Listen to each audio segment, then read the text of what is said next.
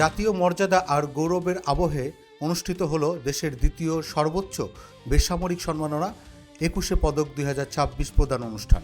রাজধানীর ওসমানী স্মৃতি মিলনায়তনে আয়োজিত এই বর্ণাঢ্য অনুষ্ঠানে প্রধান অতিথি হিসেবে উপস্থিত থেকে পদক তুলে দেন প্রধানমন্ত্রী তারেক রহমান। বৃহস্পতিবার সকাল ১১টায় শুরু হওয়া এই আয়োজনে ছিল রাষ্ট্রীয় আনুষ্ঠানিকতা, গাম্ভীর্য আর আবেগের মিশেল। পদকপ্রাপ্ত গুণীজনদের করতালিতে মুখর হয়ে ওঠে পুরো মিলনায়তন। সাংস্কৃতিক অঙ্গনে অনন্য অবদানের স্বীকৃতিস্বরূপ অভিনয় বিভাগে সম্মাননা পান কিংবদন্তি অভিনেত্রী ফরিদা আক্তার ববিতা। চারুকলায় স্বীকৃতি পেয়েছেন অধ্যাপক ডক্টর মোহাম্মদ আব্দুস সাত্তার।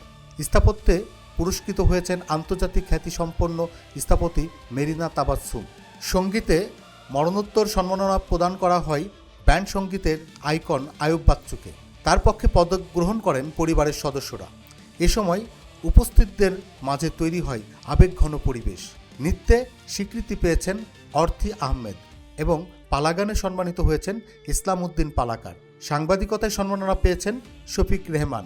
শিক্ষাক্ষেত্রে অবদানের জন্য পদক পান অধ্যাপক ডক্টর মাহবুবুল আলম মজুমদার এবং ভাস্কর্যে স্বীকৃতি পান তেজস হালদার যশ। এছাড়া সঙ্গীতাঙ্গনে বিশেষ অবদানের জন্য জনপ্রিয় ব্যান্ড ওয়ারফেসকে ২১শে পদক ২০২৬-এ ভূষিত করা হয়। অনুষ্ঠানে উপস্থিত ছিলেন মন্ত্রিসভার সদস্যবৃন্দ, উচ্চপদস্থ সামরিক ও বেসামরিক কর্মকর্তারা এবং দেশের বিশিষ্ট সুধীবৃন্দ। পুরো আয়োজন জুড়ে ছিল শৃঙ্খলা, গাম্ভীর্য এবং জাতীয় চেতনা। প্রধানমন্ত্রী তার বক্তব্যে বলেন, সম্মানিত সকল উপস্থিতিবৃন্দ, সুধীবৃন্দ, এই উপলব্ধি থেকেই স্বাধীনতার ঘোষক শহীদ প্রেসিডেন্ট জিয়াউর রহমান স্বাধীন বাংলাদেশে প্রথমবারের মতন ২১শে পদক প্রবর্তন করেছিলেন।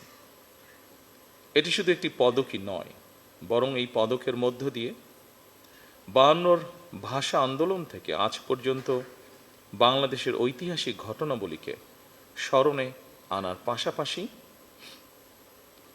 যেসব বিজ্ঞজন শিক্ষা, সাহিত্য, শিল্পকলা, গবেষণা ও চর্চায় নিজেদেরকে এবং রাষ্ট্র ও সমাজকে সমৃদ্ধ করেছেন, তাদের সঙ্গে আপামর জনসাধারণের পরিচয় ঘটে।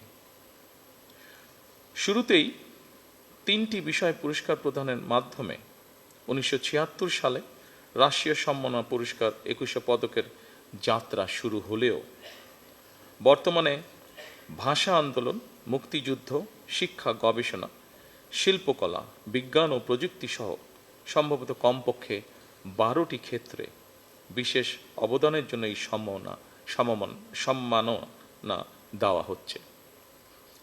এটি নিঃসন্দেহে একটি ইতিবাচক অর্জন।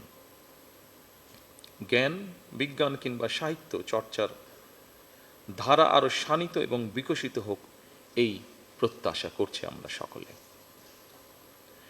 শিক্ষা, গবেষণা এবং শিল্প সাহিত্যের চর্চাকে আরও বেগবান করতে রাষ্ট্র এবং সরকার তার দায়িত্ব অবশ্যই পালন করবে। আমি বিশ্বাস করি, শিক্ষা, গবেষণা এবং শিল্প সাহিত্য চর্চাকে রাজনীতিকরণ করা কখনোই সভ্য সমাজের পরিচায়ক নয়। রুহুল আমিন, ইনফিনিটি বাংলা।